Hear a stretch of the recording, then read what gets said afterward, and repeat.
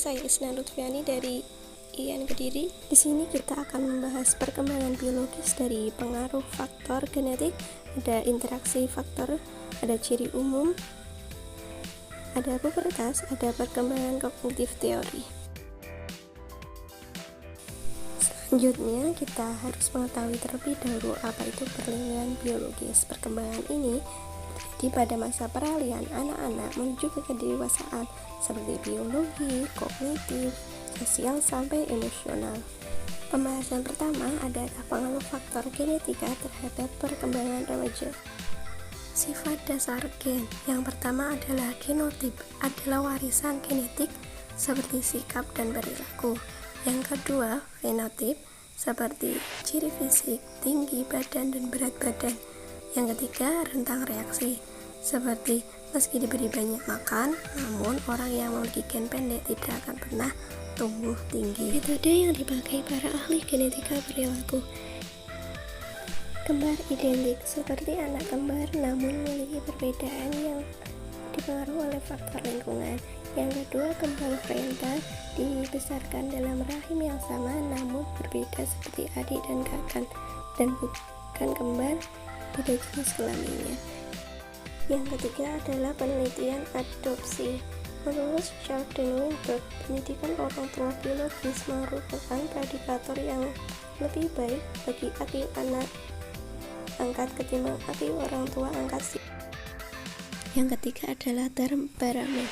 Temperamen adalah gaya perilaku dan cara merespon yang khas yang ditampilkan oleh seseorang. Menurut Alexander Chess dan Stell Thomas, temperamen dibagi menjadi 3. Yang pertama, anak bertemperamen muda, biasanya memiliki suasana hati yang positif, mudah mengikuti aturan atau kegiatan seharian umum, dan mudah menyesuaikan diri terhadap pengalaman baru. Yang kedua adalah anak bertemperamen sulit, cenderung bereaksi negatif dan banyak mengeluh atau rewel. Kegiatan rutin kesehariannya tidak teratur dan lambat menyesuaikan diri dengan pengalaman baru. Yang ketiga adalah anak bertemperamen lambat hingga menghambat, menunjukkan tingkat kekayaan yang rendah, agak bereaksi negatif, menyesuaikan diri agak lambat, dan suasana hati dalam intensitas yang rendah. Poin yang kedua adalah interaksi faktor bawaan lingkungan dan perkembangan. Interaksi genotip terbagi atas menjadi 3 poin. Yang pertama adalah genotip positif lingkungan. Genotip positif lingkungan terjadi saat orang tua memiliki hubungan genetis dengan anak, memberikan lingkungan pengasuhan pada anak. Seperti orang tua yang memiliki genetik cerdas dan cakap membaca, maka anak akan lebih cenderung menjadi anak yang cakap membaca dan memiliki kegiatan membaca. Yang kedua adalah interaksi genotip evokatif. Dengan lingkungan yang terjadi karena genotip anak akan menimbulkan jenis lingkungan fisik dan sosial tertentu. Seperti anak yang aktif dan suka tersenyum akan lebih banyak mendapat perangsangan sosial daripada anak yang positif dan pendiam. Yang ketiga adalah interaksi genotip aktif. Dengan lingkungan yang terjadi saat anak remaja menjelajahi lingkungan mereka dengan pandangan menarik dan menantang, anak cenderung lebih banyak memanfaatkan waktu untuk menampilkan keterampilan mereka dengan baik. Yang kedua adalah pengaruh lingkungan yang terbagi atau tak terbagi. Ahli genetika perilaku Robert Plomin percaya bahwa cara pengasuhan yang sama atau lingkungan yang sama memberikan pengaruh kecil terhadap variasi perbedaan kepribadian atau minat remaja. Pengaruh lingkungan terbagi adalah pengalaman remaja yang dialami oleh orang lain di lingkungannya, seperti interaksi kepada orang tua, kelas sosial, lingkungan sekitar, tempat tinggal mereka. Yang kedua adalah pengaruh lingkungan tak terbagi, adalah pengalaman unik remaja yang dialaminya sendiri baik dalam maupun luar keluarga, sehingga faktor bawaan dan lingkungan bekerja sama untuk menghasilkan kecerdasan, temperamen tinggi, berat badan. Tanpa gen tidak akan ada remaja, tanpa lingkungan tidak akan ada remaja. Poin yang ketiga adalah ciri umum pertumbuhan fisik pada remaja. Aspek perkembangan fisik remaja yang paling banyak mendapat perhatian selama ini ada tinggi badan, berat badan, pertumbuhan kerangka tubuh, fungsi reproduksi, dan perubahan hormonal. Namun di sini kita akan membahas tentang kurva tumbuh kembang dan faktor yang mempengaruhinya.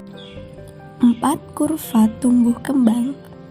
Yang pertama adalah pertumbuhan fisik umum, yang kedua adalah organ reproduksi, yang ketiga adalah otak dan kepala, dan yang keempat adalah serta kelenjar limfoid. Menurut Damon, pengaruh terhadap kurva tubuh ada 4 faktor. Yang pertama, faktor mencari sasaran atau kestabilan diri. Yang kedua, kecepatan kematangan. Yang ketiga, pengaturan umpan balik. Dan yang terakhir adalah masa tumbuh. Sedangkan dalam stabilan diri, keadaan terlambat penyakit atau nutrisi yang buruk. Poin keempat adalah pubertas. Pubertas merupakan perubahan cepat pada kematangan fisik yang meliputi perubahan tubuh dan hormonal yang terutama terjadi selama remaja awal. Faktor-faktor yang berperan dalam terjadinya pubertas adalah faktor genetik atau keturunan, faktor masa tumbuh, cepatnya tumbuh. Yang ketiga, faktor mutu makanan, yaitu 4 sehat 5 sempurna. Yang kedua adalah perubahan hormonal.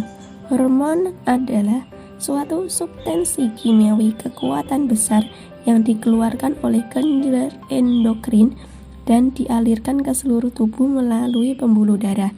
Hormon utama yang penting dalam perkembangan pubertas adalah androgen dan estrogen.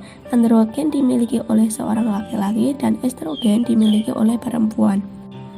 Yang ketiga adalah perubahan fisik. Yang nampak pada perubahan fisik adalah meningkatnya tinggi dan berat badan dan kematangan seksual. Pubertas membawa perubahan meluas pada tubuh kita dan mengubah cara berpikir kita mengenai diri kita sendiri, serta bagaimana cara orang lain berinteraksi dengan kita. Poin yang terakhir adalah perkembangan kognitif. Memiliki teori perkembangan kognitif sebagai berikut. Yang pertama adalah perkembangan kognitif menurut Jean Piaget, seorang pakar psikologi dari Swiss. Teori ini menjelaskan bagaimana anak beradaptasi dan menginterpretasikan objek kejadian-kejadian sekitarnya. Anak-anak mempelajari ciri fungsi dari objek-objek seperti mainan, perabot, makanan, serta objek-objek sosial seperti diri, orang tua, dan teman. Anak juga mengelompokkan objek-objek, mengetahui persamaan dan perbedaan, serta berpemikiran tentang objek peristiwa tersebut. Skema perkembangan kognitif manusia menurut Piaget. Pertama, ada tahap sensori motorik pada usia 0-2 tahun. Yang kedua, ada tahap pre-operasional pada usia 2-7 tahun. Yang ketiga, ada tahap operasional konkret pada usia 7-11 tahun, dan tahap operasional formal pada usia 11-15 tahun. Tahap sensori motorik berlangsung sejak masa bayi sampai sekitar 2 tahun. Bayi mulai membangun pemahamannya akan dunia dengan mengkoordinasikan pengalaman indrawinya seperti melihat dan mendengar dengan gerakan fisik, motorik, sehingga disebut sensori motor. Tahap yang kedua adalah tahap pre-operasional. Tahap ini berlangsung dari usia 2-7 tahun. Di sini anak mulai menggambarkan dunia dengan kata-kata, bayangan, atau gambar. Ciri-ciri tahap pre-operasional pada usia 2-4 tahun. Yang pertama, mulai mengenal simbol. Selanjutnya, membuat imitasi secara tidak langsung dari badannya sendiri.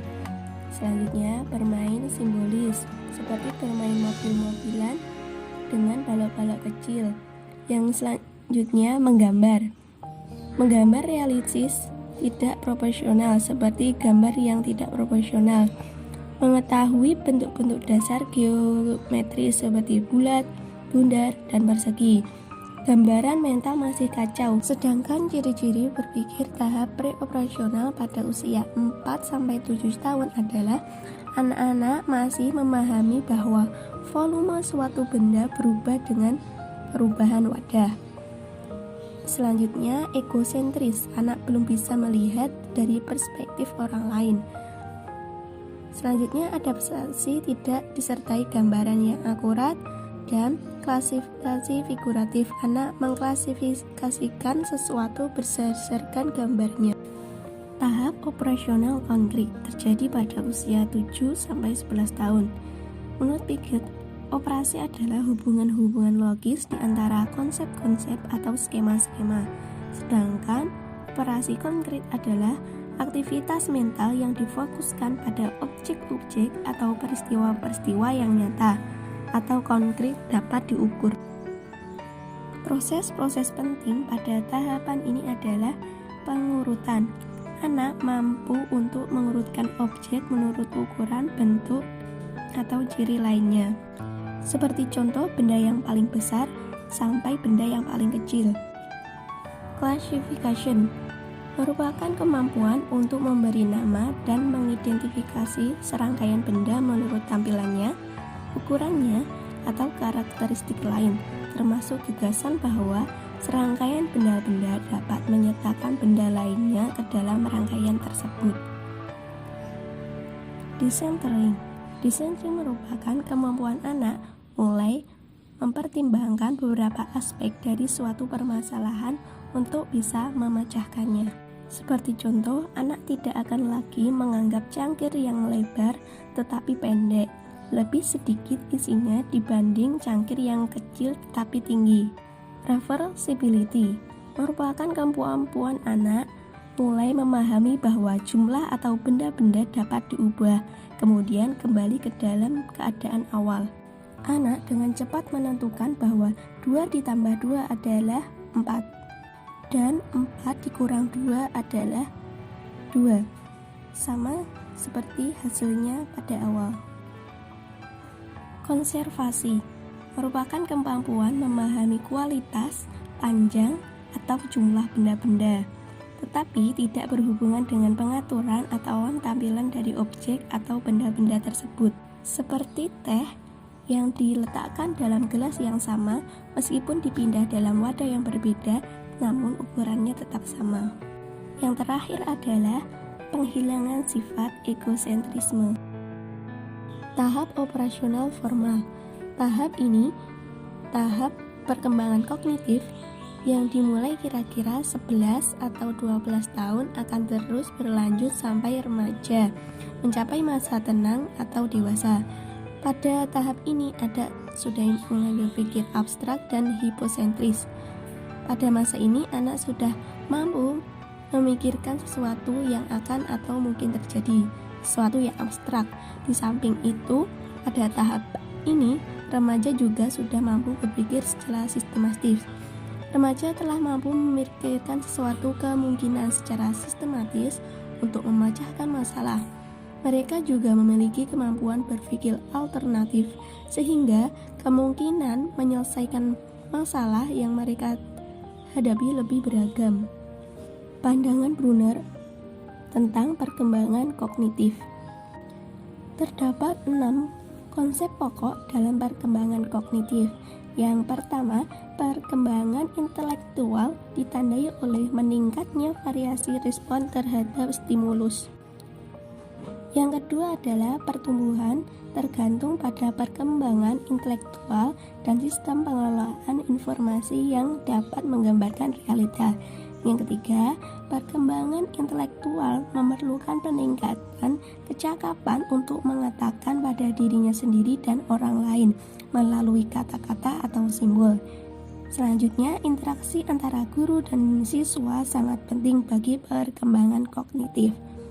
Bahasa menjadi kunci perkembangan kognitif, dan pertumbuhan kognitif ditandai oleh semakin meningkatnya kemampuan menyelesaikan berbagai alternatif. Tahapan karakteristik perkembangan kognitif.